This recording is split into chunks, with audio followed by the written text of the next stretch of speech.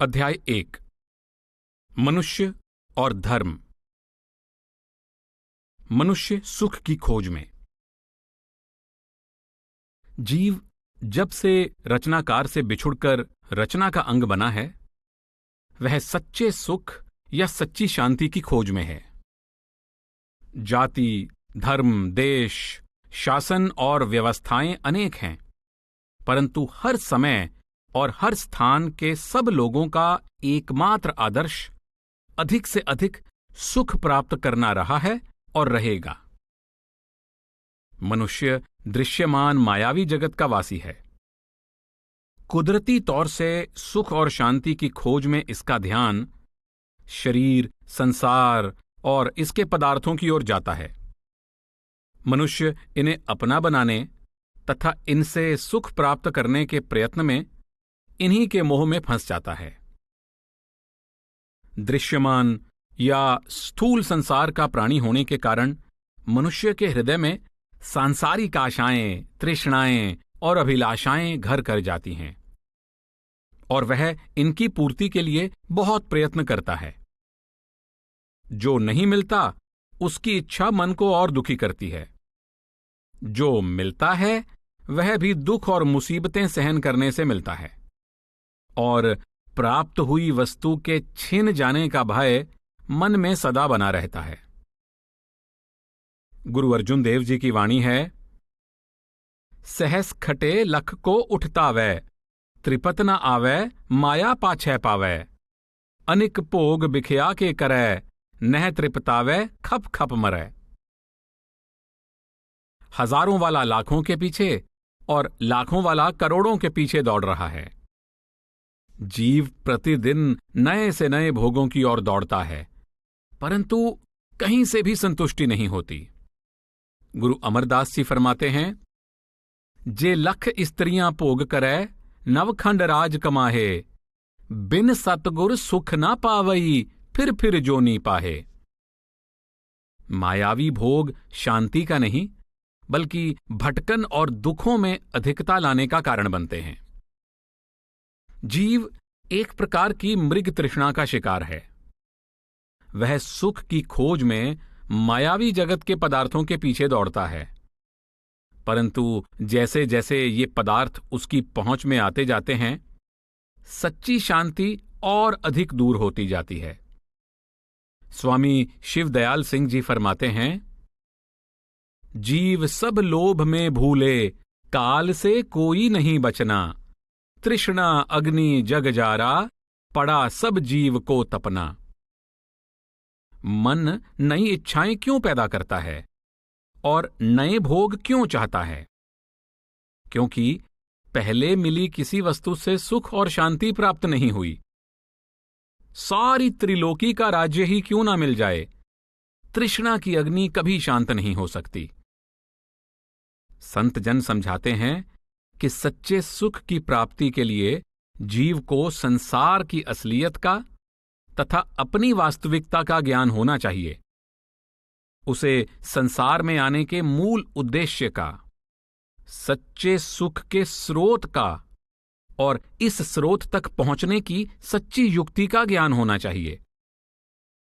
जब तक जीव गलत स्थान से, गलत वस्तुओं से और गलत युक्तियों द्वारा सच्चा सुख प्राप्त करने का प्रयत्न करता रहेगा, इसे कभी भी अपने प्रयत्न में सफलता प्राप्त नहीं हो सकती। संत महात्मा जीव को संसार की असलियत के बारे में सावधान करते हैं। वे समझाते हैं कि निरंतर परिवर्तन और विनाश जगत की विशेषता है। परमात्मा कई बार इसे सृजित कर चुका है और कई बार इसका विनाश भी कर चुका है। गुरु अर्जुन देव जी की वाणी है, इंद्रपुरी में है सर पर मरना, ब्रह्मपुरी निश्चल नहीं रहना, शिवपुरी का होएगा काला, त्रैगुण माया बिनस बिताला।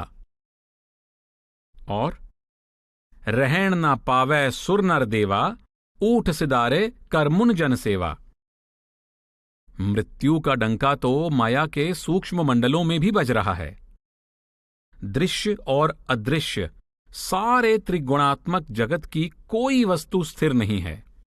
साधारण जीव ही नहीं, ऋषि मुनि और देवी देवता भी नश्वर हैं। कौम, मजहब, मुल्क, जाति पाति आदि का अभिमान झूठा है, क्योंकि कोई भी वस्तु मौत की पकड़ से बाहर नहीं है। सारे संसार में बीमारी, बुढ़ापे और मौत का राज्य है। कोई भी इनसे सदा के लिए नहीं बच सकता। रिश्तेदार और संबंधी सदा साथ नहीं रहते, और न ही संसार की वस्तुएं और पदार्थ स्थायी हैं। मौत के समय संसार की कोई वस्तु साथ नहीं जाती। गुरु अर्जुन देव जी का कथन है, मुकुत माल कनिक लाल हीरा मनरंजन की माया, हा हा करत बिहानी अवदय तामै संतोख ना पाया। मोतियों की माला, सोने के आभूषण, हीरे जवाहरात और माया की अन्य लुभावनी वस्तुओं और पदार्थों की लालसा में सारी आयु गुजर जाती है, परंतु इनमें से सच्चा सुख और सच्ची शांति नसीब नहीं होती। आप कहते हैं, हसत रथ अश्व पवन तेज तणी पूमन चतुरांगा, संग ना चाल्यो इनमें कछुए ऊठ सिदायो नांगा। वायु से तेज दौड़ने वाले घोड़े, हाथी और रथों का मालिक, बेहिसाब जमीन और सेना का स्वामी भी अंत समय संसार से खाली हाथ जाता है। बाबा फरीद जी का कलाम है, फरीदा कित्थे तैडे मापिया जिन्नी तू जणियो, तै पासों ओए लद गए तू अजय ना पतिणो। यदि हमसे पहले आए जीवों में से कोई भी संसार में नहीं रहा और संसार की कोई वस्तु साथ नहीं ले जा सका, तो हम क्या आशा लिए बैठे हैं। गुरु अर्जुन देव जी की वाणी है, मात पिता बनिता सुत बंदप इष्ट मीत अरपाई, पूरब जन्म के मिले संजोगी अंतः को न सहाई। माता पिता, स्त्री और संतान, भाई बहन, मित्र और संबंधी, जिनके लिए हम जीवन भर परेशान होते हैं, इनसे केवल लेन देन का संबंध है, जिसका भुगतान करने के बाद कोई किसी का नहीं रहता। इनमें से कोई भी अंत समय सहायता नहीं कर सकता है और न ही जाने वाले के साथ जा सकता है। हमारा संसार से जो भी संबंध है, शरीर के कारण है। जब शरीर ही जाते समय साथ नहीं जाता, तो अन्य कौन सी वस्तु साथ जा सकती है। यह अंत समय रेत की ढेरी की तरह ढह जाता है या कोमल फूल की भांति मुरझा जाता है। आदि ग्रंथ में जिक्र है, कह फरीद सहेलियो सहो अलाइसी, हंस चलसी डुमणा अतन टेरी थीसी। और हंस चलया काया कुमलानी। जब शरीर,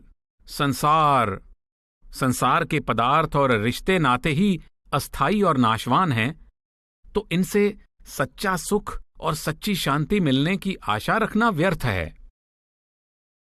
जब तक किसी स्थायी वस्तु को अपना नहीं बनाते, हम कभी भी स्थायी शांति प्राप्त नहीं कर सकते। संतजन समझाते हैं कि मनुष्य के अस्तित्व का आधार आत्मा है और आत्मा परमात्मा की अंश है। रचना का अंग बनने से पूर्व यह आत्मा परमात्मा में अभेद थी। उस समय इसे सच्चा आनंद प्राप्त था। अपने स्रोत से बिछुड़कर यह उस आदि सुख की खोज में भटक रही है। आत्मा का एक सुख से दूसरे सुख के पीछे दौड़ने का कारण यही है कि यह सभी सुखों को भोगकर भी उनसे तृप्त नहीं हो सकी और उन्हें त्यागती चली आ रही है। जब तक आत्मा अपने मूल स्रोत से नहीं जुड़ती और खोए हुए सुख को पुनः प्राप्त नहीं कर लेती, इसके अंदर कभी शांति पैदा नहीं हो सकती। आत्मा के अंदर अपने स्रोत से जुड़ने की तीव्र तड़प है, जो इसे सदा बेचैन रखती है। यही कारण है कि सब पूर्ण संत जीव को बार बार अपने आप की और मूल की पहचान करने का संदेश देते हैं। गुरु नानक साहब कहते हैं, आत्म में राम, राम में आत्म, चीनस गुर बिचारा। आत्मा में परमात्मा है और परमात्मा में आत्मा है, परंतु जीव पूर्ण संतों द्वारा बताए गए उपदेश पर चलकर ही इस हकीकत को समझ सकता है। अहले इस्लाम के विशेषज्ञ दो प्रकार की रचना मानते हैं। एक आलमे खलक, जिसे पैदा किया गया है और जो नाशवान है। दूसरी आलमे अम्र, जो परमात्मा के हुक्म, रजा, कलमे या शब्द की अनादि दुनिया है और वह कभी नाश नहीं होती। अल रूह मिन अमरे रब्बी, आत्मा को परमात्मा की तरह आलमे अम्र माना गया है। वेदांत दर्शन में जीव को ब्रह्म का अंश माना गया है।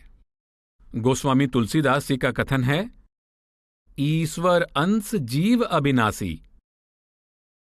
क्योंकि आत्मा परमात्मा की अंश होने के कारण परमात्मा की भांति अमर अविनाशी है। कबीर साहब की वाणी है, तुम हो कौन, कहां ते आए, कहां है निज घर तेरा, के ही कारण तुम भरमत डोलो, तन तज कहां बसेरा। को रक्षक है जीव का, गहो ताही पहचानी, रक्षक के चिन्हे बिना अंत होएगी हानि। आप उपदेश देते हैं कि हे जीव, तू यह जानने का प्रयत्न कर कि तू कौन है, कहां से आया है, तेरा निज घर या असली देश कौन सा है, तू किस वस्तु की खोज में संसार में भटक रहा है और मृत्यु के पश्चात तेरा कहां निवास होगा। जब तक तुझे यह ज्ञान नहीं होता कि तेरा असली रक्षक कौन है और तू उसे अपना नहीं बना लेता, तेरे संकट दूर नहीं हो सकते। संसार की वस्तुओं, पदार्थों और इंद्रियों के भोगों का संबंध शरीर की आवश्यकताओं से है। जड़ शरीर जड़ वस्तुओं और पदार्थों के सहारे चलता है, परंतु सच्ची शांति का संबंध आत्मा से है। हुजूर स्वामी जी महाराज फरमाते हैं, सुरत तू दुखी रहे हम जानी, जा दिन से तुम शब्द बिसारा, मन संग यारी ठानी, मन मूरख तन साथ बंधानी, इंद्री स्वाद लुभानी। कुल परिवार सभी दुखदाई, इन संग रहत भुलानी। तू चेतन यह जड़ सब मिथ्या, क्यों कर मेल मिलानी। ताते चेत चलो यह अवसर, नहीं भरमो तुम खानी। सत्संग करो सत्य पद खोजो, सतगुर प्रीत समानी। नाम रतन गुर दें बुझाई, उलट चढ़ो असमानी। चेतन आत्मा द्वारा जड़ मन, इंद्रियों, वस्तुओं, पदार्थों और रिश्तों में सुख ढूंढना भारी अज्ञानता है। यदि यह परमात्मा के नाम या शब्द की डोरी पकड़कर वापस अपने स्रोत से मिल जाए तो इसके सब दुख दूर हो जाएं और यह परम सुख की अधिकारी बन जाए। गुरु नानक साहिब ने अपने प्रसिद्ध शब्द मोती तय मंदर ऊसरह में इस भाव को बड़े सुंदर ढंग से समझाया है। आप कहते हैं कि जीव को चाहे हीरे जवाहरात के बने महल मिल जाएं, संसार का सबसे सुंदर जीवन साथी मिल जाए, आश्चर्यजनक रिद्धियां सिद्धियां मिल जाएं और संसार का राजपाट भी क्यों ना मिल जाए, किंतु जब तक आत्मा परमात्मा से मिलाप नहीं करती, इसके अंदर आग जलती रहेगी। अविनाशी आत्मा को अपने अविनाशी पति परमेश्वर और उसके नाम के बिना संसार की किसी वस्तु में से सच्ची और स्थायी शांति नसीब नहीं हो सकती। बाइबल में आता है कि परमात्मा ने हमारे अंदर आत्मा के रूप में अपना चेतन तत्व रखा हुआ है। वह हमसे आशा रखता है कि हम इस तत्व का विकास करके परमात्मा का रूप बन जाएं। सेंट ऑगस्टीन कहते हैं कि तूने हमें अपने लिए पैदा किया है और हमारी आत्मा को तब तक चैन नहीं आएगा जब तक यह तेरे अंदर विश्राम नहीं करती। जो व्यक्ति संसार के स्वामी उस परमात्मा को अपना बना लेता है, संसार के पदार्थ अपने आप उसके बन जाते हैं। जो व्यक्ति सारे संसार को तो अपना बना लेता है, परंतु अपने आत्मिक जीवन का नाश कर लेता है, उसे कोई लाभ नहीं पहुंचता। इसीलिए बाइबल में उपदेश दिया गया है कि मनुष्य को अपने दिव्य पिता के समान ही पूर्ण बनना चाहिए। संत महात्मा सांसारिक सुख सुविधाओं के विरुद्ध नहीं हैं। वे केवल यह समझाना चाहते हैं कि ये आवश्यकताएं और सुविधाएं शरीर को कायम रखने के लिए हैं, ताकि मनुष्य इनका प्रयोग करता हुआ अपनी आत्मिक अवस्था का विकास करके सही अर्थों में इंसान बने। सांसारिक सुख आत्मिक विकास का साधन है, परंतु ये आत्मिक उन्नति का रूप नहीं ले सकते। अज्ञानी पुरुष इंद्रियों के भोगों को मंजिल बनाकर पशु के स्तर पर जीवन व्यतीत करता है, जबकि ज्ञानवान पुरुष जगत के भोग को सांसारिक जीवन में पूर्णता की प्राप्ति का साधन बनाकर सच्चे सुख का अधिकारी बन जाता है। जीवित रहने के लिए विद्या की आवश्यकता नहीं, परंतु विद्या मनुष्य को बेहतर इंसान बनाती है। जीवित रहने के लिए कला की आवश्यकता नहीं, परंतु जिस सहजता और सूक्ष्मता का रस कला के मर्म को जानने वाला ले सकता है, कलाहीन प्राणी उसका स्वप्न भी नहीं ले सकता। इस प्रकार मनुष्य रूहानी उन्नति के बिना भी जीवित रह सकता है, किंतु यह अधूरा, अंधा, डामाडोल और पशुवत जीवन है, जबकि रूहानी उन्नति वाला जीवन पूर्ण, ज्ञानमय, आनंदमय और स्थिर जीवन है। संतजन समझाते हैं कि मनुष्य का अस्तित्व शरीर, मन या इंद्रियों के सहारे नहीं, आत्मा के सहारे कायम है। बॉडी, इंजन और पेट्रोल तीनों के होने के बावजूद कार को चलाने के लिए ड्राइवर की आवश्यकता होती है। इसी प्रकार शरीर और मन, इंद्रियां आत्मा के हथियार या यंत्र मात्र हैं, जो बिना आत्मा के कार्यशील नहीं हो सकते। जब आत्मा शरीर को छोड़कर एक और हो जाती है, तब शरीर बेकार हो जाता है। आत्मा शासक है और मन, इंद्रियां इसके सेवक हैं, परंतु अपने आप को शरीर और इंद्रियां समझने की अज्ञानता के कारण जीवात्मा इनकी दासी बनी हुई है। होना तो यह चाहिए था कि आत्मा के वश में होती बुद्धि, बुद्धि के वश में होता मन, मन के वश में होती इंद्रियां और इंद्रियों के वश में होते भोग। परंतु इस समय सारा सिलसिला उल्टा हो चुका है। भोगों के वश में है इंद्रियां, इंद्रियों के वश में है मन, मन के वश में है बुद्धि और बुद्धि के वश में है आत्मा। मनुष्य के इस संकट को महात्मा चरणदास ने इस प्रकार प्रकट किया है। इंद्रिन के बस मन रहे, मन के बस रहे बुद्ध, कहो ध्यान कैसे लगे, ऐसा जहां विरुद्ध। आपने इस क्रम को उल्टाने पर बल दिया है, ताकि इंद्रियों को मन में, मन को बुद्धि में और बुद्धि को प्रभु भक्ति में लीन किया जा सके। इंद्री पलटै मन विषय, मन पलटै बुद्धि माही, बुद्धि पलटै हरि ध्यान में, फेर होए ले जाही। गुरु रविदास जी की वाणी है, नरपत एक सिंहासन सोया, सुपने पया पिखारी, अछत राज बिछरत दुख पाया, सोगत पई हमारी। आप एक उदाहरण द्वारा समझाते हैं कि तख्त पर बैठा एक राजा ऊँघने लगा और स्वप्न देखने लगा। वह स्वप्न में एक भिखारी बन गया। इस प्रकार राज्य का स्वामी होने पर भी वह दुखी हो उठा। यही दशा जीवों की है। आत्मा सचखंड के राज्य की उत्तराधिकारी है, परंतु अज्ञानतावश संसार रूपी भ्रम में फंसकर परेशान हो रही है। एक भारतीय लड़के को कुछ लोग अपहरण करके दूसरे देश में ले जाते हैं।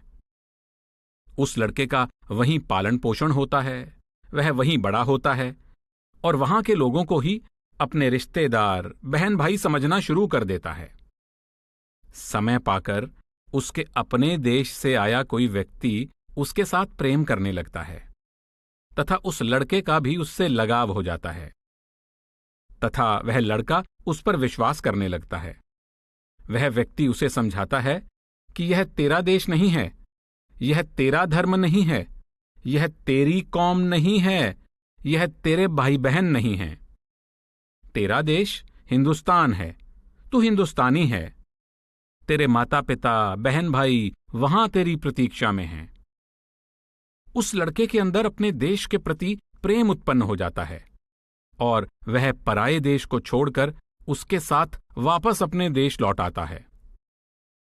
इसी प्रकार मन और इंद्रियों ने आत्मा को इस माया के देश में भ्रमित कर रखा है।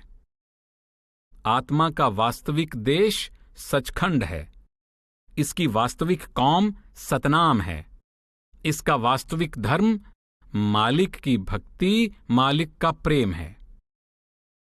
संतजन जीव को हृदय के दर्पण में अपना निज स्वरूप देखने की विधि सिखाना चाहते हैं ताकि इसे अपने वास्तविक सामर्थ्य की अनुभूति हो सके और यह इंद्रियों के क्षणभंगुर भोगों के पीछे मारा मारा फिरने के बजाय मन माया और काल की दुख भरी नगरी से मुक्त होकर अपने निज घर पहुंच जाए तथा स्थायी शांति का मालिक बन जाए। आध्यात्मिकता अर्थात धर्म।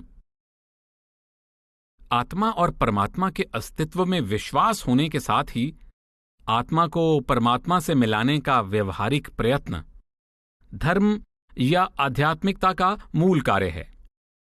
संसार का कोई धर्म किसी देश और किसी समय में क्यों न पैदा हुआ हो, इसी एक संकल्प में से जन्म लेता है कि मनुष्य गलत युक्तियों और मार्गों की दुखदायी भटकन से बचकर सही युक्ति और सच्चे मार्ग द्वारा परमात्मा से मिलाप करने में सफल हो जाए। धर्म के अर्थों में एक शब्द योग प्रयुक्त होता है। योग संस्कृत के युज धातु से बना है जिसका अर्थ है जोड़ना। रूहानी साधना द्वारा आत्मा को परमात्मा से जोड़ना ही सच्चा योग या सच्चा धर्म है। अंग्रेजी में धर्म के लिए प्रयुक्त किया गया शब्द रिलीजन दो शब्दों री और लिगेर के मेल से बना है। री का अर्थ है फिर या दोबारा और लिगेर का अर्थ है जोड़ना। इसका भाव भी परमात्मा से बिछुड़ी हुई आत्मा को दोबारा उसके स्रोत से जोड़ना है। धर्मों की अनेकता। प्रत्येक धर्म के दो पहलू होते हैं, शरीयत यानी कर्मकांड और अंतर्मुखी सच्ची रूहानियत। अलग अलग धर्मों की बहिर्मुखी रहनी और कर्मकांड में विभिन्नता का होना स्वाभाविक है, क्योंकि इसमें किसी देश की जलवायु, सामाजिक, ऐतिहासिक और धार्मिक दशा आदि का प्रभाव भी होता है। बाहरी वेशों का संबंध शरीर से है जो अंत समय साथ नहीं जाता। वास्तविक महत्व भक्ति का है, वह चाहे कोई भी भेष या चिन्ह धारण करके की जाए, इससे कोई अंतर नहीं पड़ता। कबीर साहिब कहते हैं कि भक्ति गृहस्थ में रहकर की जाए या त्यागी बनकर, बड़ाई मन पर काबू पाकर परमात्मा से मिलाप करने की है, गृहस्थ या त्याग की नहीं। आदि ग्रंथ में फरमाया गया है, साध मिलै सिद्ध पाइयै कि ए जोग की पोग। स्वामी जी महाराज फरमाते हैं कि हमारा वास्तविक उद्देश्य आत्मा को अंदर नाम यानी शब्द में लीन करना है। जो लोग घर बार का त्याग करके विशेष प्रकार के वस्त्र पहनकर मन को इंद्रियों के भोगों से हटाकर अंदर शब्द में लीन करते हैं, वे भी धन्य हैं। और जो लोग घर गृहस्थी की जिम्मेदारियां पूरी करते हुए मन को भोगों से मुक्त करके नाम में लीन करते हैं, वे भी धन्य हैं। बड़ाई तो मन को विकारों से रोकने और शब्द में लीन करने की है, विशेष प्रकार के भेष या पहनावे की नहीं। सारबचन छंदबंद में आप फरमाते हैं, सुरत शब्द मार्ग कुछ साधें, जितना बने उतना आराधें। इनका नाम भेख तुम जानो, प्रीत करो इन सेवा ठानो। चाहे वस्त्र रंग घर को छोड़ें, चाहे घर रहें मन को मोड़ें। गुरु अमरदास जी ने मारू राग के अपने प्रसिद्ध शब्द जग जीवन साचा एको दाता में कर्मकांड और सच्ची आध्यात्मिकता की बहुत सुंदर ढंग से तुलना की है। आप कहते हैं कि एक वे पंडित, विद्वान या आलिम फाजिल लोग हैं जो दिन रात धर्म ग्रंथों के पठन पाठन और वाद विवाद में व्यस्त रहते हैं। उनका अपना हृदय विषय विकारों की अग्नि से जल रहा है, किंतु वे दूसरों को आत्मिक शांति का उपदेश दे रहे हैं। वे यह समझने का प्रयत्न नहीं करते कि सच्ची शांति वेद शास्त्रों या ग्रंथों के पठन पाठन में नहीं, यह तो संत महात्माओं की सहायता से ध्यान को अंदर नाम से जोड़ लेने पर प्राप्त होती है। आदि ग्रंथ में समझाया गया है, पढ़ पंडित अवरा समझाए, कर जलते की खबर ना पाए। बिन सतगुर सेवे नाम ना पाइए, पढ़ था के सांत ना आई है। एक ऐसे सिद्ध और साधक हैं जो अनेक प्रकार की साधना और ज्ञान प्राप्ति में लगे हुए हैं, जबकि दूसरे वे सच्चे भक्त हैं जिनका ध्यान सदा नाम से जुड़ा रहता है, और इसी कारण वे निरंकार से अभेद होकर निरंकार का रूप बन चुके हैं। आदि ग्रंथ में उपदेश है, एक सिद्ध साधक बहुत विचारी, एक अहनिस नाम रते निरंकारी। एक वे लोग हैं जो दान पुण्य और स्नान आदि में लगे हुए हैं और अनेक साधनों द्वारा मन को वश में करने का प्रयत्न कर रहे हैं। दूसरे वे लोग हैं जो आत्मा को शब्द में लीन करके द्वैत भाव से मुक्त हो गए हैं और सदा एक रंग और एक रस रहते हैं। स्नान दान करे नहीं बूझै, एक मनुआ मार मनै स्यो लूझै। साचे सबद रते इक रंगी, साचे सबद मिलाई है। कुछ ऐसे लोग हैं जो बाहर से साधुओं का भेष धारण करते हैं, परंतु अंदर हौमे और तृष्णा की अग्नि में जल रहे हैं। दूसरे ऐसे लोग हैं जो घर परिवार में रहते हुए भी अपनी सुरत यानी आत्मा को शब्द में लीन करके हौमे, ममता और आशा तृष्णा का नाश कर देते हैं। ऐसे लोग ही सच्चे उदासी और त्यागी हैं। आदि ग्रंथ में फरमाया गया है, एक पसम लगाए फिरै पेखतारी, बिन सबदै हौमै किन मारी। अन दिन जलत रहे दिन राती, परम पेख परमाई है।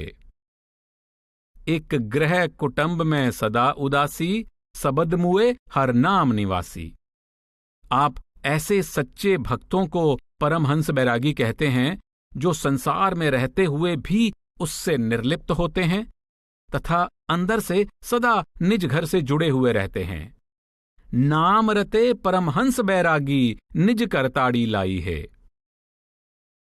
शरीयत और रूहानियत। ध्यानपूर्वक देखा जाए तो अलग अलग धर्मों की शरीयतें रूहानी साधनों में सहायता के लिए या उनकी रक्षा के लिए बनाई गई थीं, न कि अंतर्मुखी रूहानी साधना और रूहानी उन्नति का स्थान लेने के लिए। छिलका गूदे की रक्षा के लिए होता है, छिलका ही सब कुछ नहीं होता। संतजन समझाते हैं कि फ्रेम तस्वीर की रक्षा के लिए होता है। यदि तस्वीर भद्दी हो तो सोने का फ्रेम भी किसी काम का नहीं। हीरे जवाहरात या सोने के आभूषण टीन के डिब्बे में पड़े भी सुंदर और बहुमूल्य हैं, परंतु आभूषणों से खाली मखमल का बहुमूल्य डिब्बा भी किसी काम का नहीं। इसी प्रकार परमात्मा और उसके नाम की अंतर्मुख साधना में सहायक बनने वाली शरीयत धन्य है, परंतु सच्ची प्रभु भक्ति और नाम की कमाई से खाली शरीयत हमें मंजिल पर नहीं पहुंचा सकती। संतों ने केवल आलोचना करने के लिए ही शरीयत की आलोचना नहीं की, बल्कि वे केवल यह समझाना चाहते हैं कि परमात्मा से मिलाप का साधन उसके नाम का इश्क है। नाम से इश्क हुए बिना शरीयत जीव का उद्धार नहीं कर सकती। हर प्रकार की शरीयत का मूल उद्देश्य हमारी वृत्ति को सांसारिक के स्थान पर पारमार्थिक बनाना, हमारे अंदर सांसारिक प्रेम के स्थान पर परमात्मा और उसके नाम से प्रेम पैदा करना है। क ख ग उच्च शिक्षा के लिए सुंदर आधार तैयार कर सकते हैं, परंतु यही वास्तविक पढ़ाई नहीं है। शरीयत रूहानियत के महल का निर्माण करने के लिए मजबूत नींव तैयार कर सकती है, परंतु महल के निर्माण का विचार त्याग कर केवल नींव मजबूत बनाने से ही हम संतुष्ट नहीं रह सकते।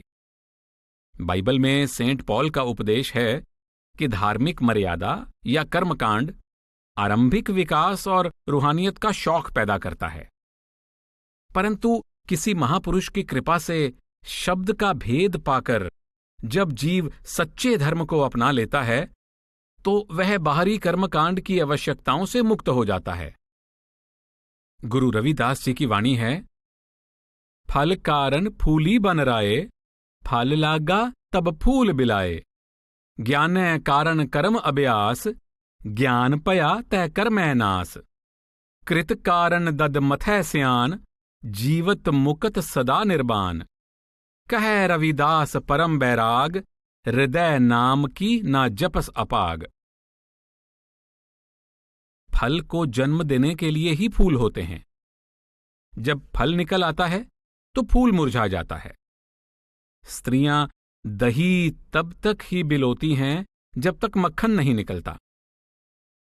इसी प्रकार कर्मकांड रूपी फूल तथा बिलोना ज्ञान रूपी फल और मुक्ति रूपी मक्खन की प्राप्ति के लिए है। बाहरी कर्म तब तक ही ठीक लगते हैं जब तक लिव को अंदर राम नाम के साथ जोड़ने की युक्ति नहीं मिलती। धर्म या मजहब कैसे बनते हैं? विचारणीय है कि धर्म और शरीयतें या कर्मकांड अस्तित्व में किस प्रकार आते हैं। किसी स्थान पर परमात्मा का कोई पूर्ण भक्त प्रकट होता है। वह अंतर में नाम से जुड़कर नाम यानी परमात्मा का रूप हो चुका होता है। वह परोपकार की भावना से दूसरे लोगों को भी नाम की साधना का मार्ग दिखाता है। उस महात्मा के श्रद्धालुओं की गिनती में वृद्धि होने से उस स्थान पर सरोवर, लंगर, रहने के लिए मकान, प्रचारकों और अन्य कई प्रकार के प्रबंधकों की आवश्यकता पड़ती है, जिससे वहां अनेक लोग जुड़ जाते हैं। उस महात्मा के बाद जब तक नाम की कमाई वाले महात्मा और साधक उस संस्था से जुड़े रहते हैं, उसमें सच्ची रूहानियत और निजी साधना पर जोर रहता है। जब संस्था के सिर से नाम की कमाई करने वाले महात्मा की छत्र छाया उठ जाती है और रूहानी अभ्यास वाले साधकों के स्थान पर व्यावसायिक प्रबंधक और प्रचारक आगे आ जाते हैं, तब परिणाम यह होता है कि निर्मल रूहानी उद्देश्य से चली लहर पहले एक संस्था का और फिर यह संस्था धीरे धीरे एक धर्म का रूप धारण कर लेती है। रूहानियत का दम घुटने लगता है और शरीयत का जोर बढ़ जाता है। संत महात्माओं द्वारा दिए गए नाम की कमाई के उपदेश की ओर से ध्यान हट जाता है और नदियों या सरोवरों में स्नान करने, धर्म स्थानों की परिक्रमा करने, उनमें धूप जलाने, आरती उतारने, घंटे शंख बजाने, महात्माओं के लेखों, तस्वीरों, समाधियों, चारपाइयों, बिस्तरों और खड़ाऊं आदि की पूजा करने को धर्म और परमात्मा की भक्ति मान लिया जाता है। आध्यात्मिकता का लोप हो जाने के कारण सच्चे जिज्ञासुओं की आध्यात्मिक आवश्यकताएं पूरी करने के लिए वह दयालु प्रभु पुनः अपना कोई प्रिय भक्त संसार में भेज देता है। वह लोगों को दोबारा बहिर्मुखी कर्मकांड से निकालता है और नाम की अंतर्मुखी आराधना का सच्चा मार्ग दिखाता है।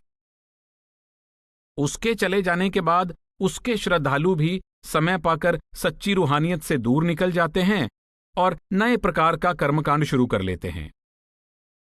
पुराने धर्म स्थलों और तीर्थ स्थानों की जगह पर नए नए धर्मस्थल और तीर्थ स्थान बन जाते हैं। पुराने पुरोहितों के स्थान पर नए पुरोहित या पुजारी आ जाते हैं, जो लोगों को अपने पीछे लगाए रखने के लिए अनेक प्रकार के नए कर्मकांड जारी कर देते हैं। प्रत्येक रूहानी लहर का यही परिणाम होता है। पहली लहर का आरंभ भी परमात्मा की भक्ति या नाम की कमाई के भाव से होता है और दूसरी, तीसरी, चौथी का भी। परंतु धर्म का रूप धारण करके एक ही आदर्श से प्रारंभ हुई लहरें एक दूसरे की विरोधी बन जाती हैं। अलग अलग संप्रदाय ही नहीं, बल्कि एक ही संप्रदाय के कई कई हिस्से बन जाते हैं और निजी हितों के कारण अनेक प्रकार की गुटबंदी और राजनीति शुरू हो जाती है। प्रभु के नाम से प्रेम पैदा करने के लिए चली लहरें धीरे धीरे परमात्मा और उसके नाम सिमरन को भूल जाती हैं। फिर एक धर्म के लोग दूसरे धर्म के लोगों के खून के प्यासे बन जाते हैं। इसका कारण सच्ची रूहानियत को न जानने वाले निर्बल, अज्ञानी या स्वार्थी लोग होते हैं। सब मनुष्य बराबर हैं। लोग बड़े गर्व से कहते हैं कि वे ईसाई, यहूदी, पारसी, मुसलमान, हिंदू या सिख हैं। प्रत्येक धर्म के लोग दावा करते हैं कि वे सबसे उत्तम हैं। केवल वही लोग परमात्मा की विशेष दया और कृपा के अधिकारी हैं और केवल उनके धर्म का कर्मकांड ही परमात्मा की प्राप्ति का सच्चा साधन है। इसके विपरीत जिन संतों को हम अपने अपने धर्मों के संस्थापक कहते हैं, उनके कलाम और वाणी में यही संदेश दिया गया है कि संसार के सभी लोग समान हैं और जीव को परमात्मा की प्राप्ति के लिए केवल परमात्मा से प्रेम और उसके नाम की अंतर्मुख साधना की आवश्यकता है। परमात्मा ने हर मनुष्य को समान रूप से पैदा किया है, जबकि हम अपने आप को छोटे छोटे दायरों में बांटकर व्यर्थ के झगड़े खड़े करते रहते हैं। संसार के किसी पूर्ण पुरुष ने ऐसा नहीं कहा कि किसी विशेष धर्म या जाति के लोग दूसरों से ऊंचे हैं। प्रत्येक महात्मा का अपने शिष्यों से गुरु और शिष्य का निजी संबंध होता है। शिष्य अपने मुर्शिद के मार्गदर्शन और सहायता से अंदर आध्यात्मिक उन्नति करने का प्रयत्न करता है। मनुष्य की प्रत्येक प्राप्ति निजी है और प्राप्ति का आधार शिष्य का परिश्रम और गुरु की योग्यता है। हिंदुओं के घर पैदा होने वाले हिंदू हैं और सिखों, ईसाइयों, यहूदियों के घर जन्म लेने वाले सिख, ईसाई और यहूदी होते हैं। जब वैज्ञानिक, डॉक्टर या इंजीनियर का बेटा जन्म से वैज्ञानिक, डॉक्टर या इंजीनियर नहीं हो सकता, तो हिंदुओं, सिखों या ईसाइयों के बेटे जन्म से हिंदू, सिख या ईसाई कैसे हो सकते हैं? धर्मों में सारा क्रम उल्टा है। जब कोई जीव किसी धर्म को मानने वाले परिवार में जन्म लेता है, तब जन्म से ही उसके रीति रिवाजों और संस्कारों की इतनी गहरी छाप उसके हृदय पर लगा दी जाती है कि उसका मन धर्मांधता और कट्टरता से भर जाता है, जिस कारण वह किसी दूसरे धर्म या उसके महात्मा के विषय में बात सुनने को भी तैयार नहीं होता। लोग लकीर के फकीर बन जाते हैं। और तो और वे अपने धर्म के संत महात्माओं की शिक्षा को भी रूहानी दृष्टि से समझने और विचार करने के लिए तैयार नहीं होते। जिन रस्मों और भ्रमों में से महात्मा निकालते हैं, उन्हीं भ्रमों और रिवाजों को ही महात्माओं के नाम से जोड़ दिया जाता है। धर्मों का विरोध और अलगाव हमने ही पैदा किया है, संत महात्माओं ने नहीं। गुरु गोबिंद सिंह जी कहते हैं कि सब जीवों के अंदर एक परमात्मा का निवास है। एक ही दयालु प्रभु सबका कर्ता, पोषक और प्रतिपालक है तथा किसी प्रकार के विरोध या घृणा के लिए कोई गुंजाइश ही नहीं है। मानस की जात सबे एकै पहचान बो, कर्ता करीम सोई राजक रहीम ओई, दूसरो ना भेद कोई पूल प्रम मानबो, एक ही स्वरूप सबे एकै जोत जानबो। आत्मा और परमात्मा का प्रेम या इश्क का संबंध है, धर्मों, देशों या जाति पांति का नहीं। गुरु गोबिंद सिंह जी फरमाते हैं कि बाहरी हालात के कारण पूजा स्थान और धर्म ग्रंथ अलग अलग हैं, परंतु जिस परमात्मा की महिमा के लिए ये बने हैं वह सर्वसांझा है। सब लोगों के अंदर एक ही आत्मा का निवास है, इसलिए परस्पर विरोध, शत्रुता और ईर्ष्या अज्ञानता की ही उपज है। देरा मसीत सोई पूजा और निवाज ओई, मानस सब्बै एक पै अनेक को प्रमाओ है।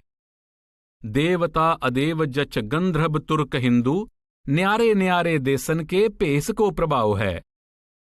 एकै नैन एकै कान एकै दे एकै बान, खाक बाद आतश ओ आब को रलाओ है। अलह अपेख सोई पुराण ओ कुरान ओई, एक ही स्वरूप सब्बै एक ही बनाओ है। कबीर साहब ने एक नूर ते सब जग उपजया, कौन भलै को मंदै का उपदेश दिया है। गुरु साहब का एक पिता एकस के हम बारिक का महावाक्य प्रसिद्ध है। गुरु अर्जुन देव जी कहते हैं कि हे परमेश्वर, तू हम सबका साझा पिता और स्वामी है। सबके अंदर तू बैठा है, सब तुम पर आशा रखते हैं और सभी तुम्हारी कृपा के बराबर के भागीदार हैं। तू सांझा साहिब बाप हमारा, नौनिध तेरे अखुट पंडारा। जिस तू दे सो त्रिपत अगावै, सोई भगत तुम्हारा जियो। सबको आसै तेरी बैठा, कट कट अंतर तू है वुठा। सब्बे साजी वाल सदायन तू, किसे न दिसै बारा जियो। दादू साहब कहते हैं, आतम भाई जीव सब एक पेट परिवार, दादू मूल बिचारिये तो दूजा कौन गंवार। कोई भी धर्म मनुष्य को जितना परमात्मा और उसके नाम के समीप लाता है, उतना ही वह मनुष्य को मनुष्य के निकट भी करता है। परमात्मा का प्रेम अपने आप परमात्मा की सृजित रचना के प्रेम में बदल जाता है। कुरान शरीफ में परमात्मा को रब्बुल आलमीन कहा गया है। कुरान शरीफ का फरमान है कि अलग अलग ढंगों से परमात्मा की भक्ति करने वालों को ही नहीं, बल्कि एक परमात्मा की उपेक्षा करके किसी अन्य को अपना इष्ट मानने वालों को भी भला बुरा नहीं कहना चाहिए। गुरु साहब फरमाते हैं कि सबसे नीची जाति उनकी है जिन्होंने परमात्मा के नाम को भुला रखा है, और सबसे ऊंची जाति उनकी है जिनका ध्यान सदा परमात्मा के नाम में लीन रहता है। बिन नावें सब नीच जात है, बिष्टा का कीड़ा होए। और जिस नाम हृदय सो सब ते ऊंचा। धर्म और संतजन। पूर्ण संत किसी देश, कौम और काल में क्यों ना आए हों, वे ना धर्म बनाते हैं ना उसे मिटाते हैं। वे समझाते हैं कि बहिर्मुखी कर्मकांड का संबंध शरीर से है, जबकि परमात्मा की भक्ति का संबंध आत्मा से है। अंत समय शरीर दरगाह में साथ नहीं जाता, वहां केवल हमारे कर्म और हमारा परमात्मा के प्रति प्रेम देखा जाता है। आदि ग्रंथ में वचन है, जिथै लेखा मंगिए तिथै दे जात ना जाए। संतजन समझाते हैं कि न तो एक धर्म छोड़ने की आवश्यकता है और न दूसरा अपनाने की। वह परमात्मा भी हर एक के अंदर है, आत्मा भी हर एक के अंदर है, और आत्मा को परमात्मा से मिलाने वाली शक्ति भी हर एक के अंदर है। इसलिए सब धर्मों के लोग अपने अपने धर्म में रहते हुए अंतर में अपने ध्यान को नाम यानी शब्द से जोड़कर अंदर ही परमात्मा से मिलाप कर सकते हैं। संत महात्मा समझाते हैं कि धर्म और कर्मकांड अनेक हैं, परंतु सब धर्मों को आपस में जोड़ने वाली सच्ची आध्यात्मिकता एक है। वे कहते हैं कि जिस परमात्मा ने संसार के शेष सब नियम बनाए हैं, उसने अपने साथ मिलने का मार्ग भी स्वयं निश्चित किया है, जिसकी सूझ संतों द्वारा होती है। आदि ग्रंथ में फरमाया गया है, मार्ग प्रभ का हर किया संतन संग जाता। परमात्मा से मिलने का मार्ग किसी वली, पैगंबर, संत, महात्मा या अवतार का बनाया हुआ नहीं है। यह परमात्मा का अपना बनाया हुआ है। यह मार्ग प्रत्येक मनुष्य के अंदर है और इसमें किसी प्रकार की भिन्नता नहीं है। इस साधन या मार्ग को संतों ने नाम या शब्द का मार्ग कहा है। गुरु रामदास जी प्रश्न करते हैं कि परमात्मा के मिलाप के मार्ग पर कैसे चल सकते हैं। फिर स्वयं ही उत्तर देते हैं कि इस मार्ग पर सहायता देने वाली या काम आने वाली एक ही वस्तु प्रभु का नाम है। हर का मार्ग आखिए कहो कित बिद जाइए, हर हर तेरा नाम है हर खर्च ले जाइए। नाम अनादिकाल से ही सब धर्मों और संतों के उपदेश का आधार रहा है। किसी महात्मा ने नाम का खुलेआम प्रचार किया, किसी ने संकेतमयी भाषा में इसका वर्णन किया और किसी ने इसे परंपरागत ढंग से ही चलने दिया। कलयुग में संत महात्माओं ने विस्तार पूर्वक नाम की महिमा की है, क्योंकि जीव इतने निर्बल हो चुके हैं तथा मन माया का जोर इतना बढ़ चुका है कि संतजन नहीं चाहते कि लोग किसी प्रकार के भ्रम में फंसकर मनुष्य जन्म के अमूल्य वरदान को व्यर्थ खोकर चले जाएं। गुरु अर्जुन देव जी कहते हैं, अब कलु आयो रे इक नाम बोवो बोवो, अन्न रूत नाही नाही मत परम पूलो पूलो। संसार के सब धर्मों का सार नाम है, जिसका प्रकाश परमात्मा के सच्चे भक्तों के हृदय में होता है। आदि ग्रंथ में जिक्र है, सगल मतांत केवल हर नाम, गोविंद भगत कै मन बिसराम। आप फरमाते हैं कि संसार का सबसे उत्तम धर्म और सबसे निर्मल कर्म नाम का सिमरन है। अपने ध्यान को अंतर में नाम से जोड़ने वाला व्यक्ति ही सच्चा प्रभु भक्त और धार्मिक पुरुष है। सरब धर्म में श्रेष्ठ धर्म, हर को नाम जप निर्मल करम। कबीर साहब फरमाते हैं कि यह एक वाक्य करोड़ों धर्म ग्रंथों का सारांश है कि संसार नाशवान है, नाम सत्य है और सुरत को अंदर शब्द या नाम से जोड़कर परमात्मा की पहचान करनी चाहिए।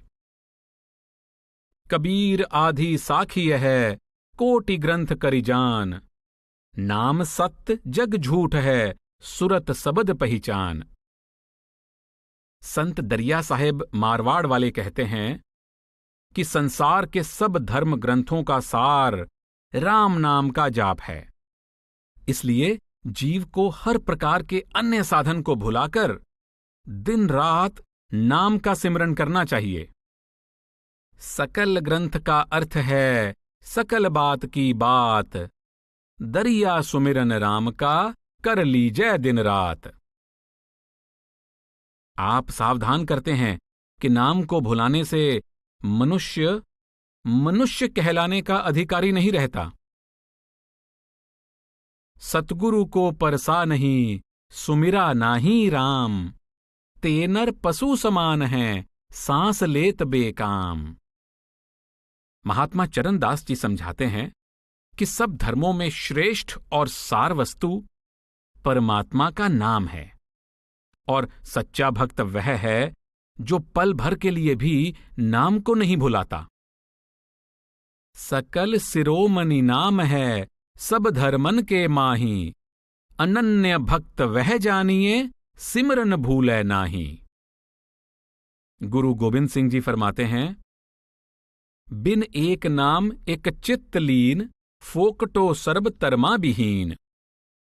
गुरु अर्जुन देव जी कहते हैं, गुर पूरै कृपा तारी, प्रभ पूरी लोच हमारी, कर स्नान गृह आए, आनंद मंगल सुख पाए, संतो राम नाम निस्तरिये, उठत बैठत हर हर त्याइये, अन दिन सुकृत करिए। संत का मार्ग धर्म की पौड़ी को वड भागी पाए, कोट जन्म के किल बिख नासे, हर चरणी चितलाए। उस्तत करो सदा प्रभ अपने, जिन पूरी कल राखी, जीय जंत सब भय पवित्रा, सतगुरु की सच साखी। बिगन बिनासन सब दुख नासन, सतगुर नाम दृढ़ाया, खोए पाप भय सब पावन, जन नानक सुख कर आया। आप समझाते हैं कि पूर्ण संतों का बताया हुआ परमात्मा की भक्ति का मार्ग ही सच्चे धर्म की सीढ़ी है, और वह सीढ़ी परमात्मा का नाम है। नाम आत्मा के अनंत जन्मों के कर्मों और संस्कारों की मैल उतारकर इसके अंदर परमात्मा का सच्चा प्रेम पैदा करता है। उस दयालु प्रभु ने नाम रूपी पूर्ण कला या युक्ति हर जीव के अंदर रखी हुई है। नाम की कमाई करने वाले लोग पूरी तरह निर्मल हो जाते हैं और सब प्रकार के द्वैत भाव से मुक्त होकर प्रभु के साथ मिलाप की सहज अवस्था का पूर्ण सुख प्राप्त कर लेते हैं।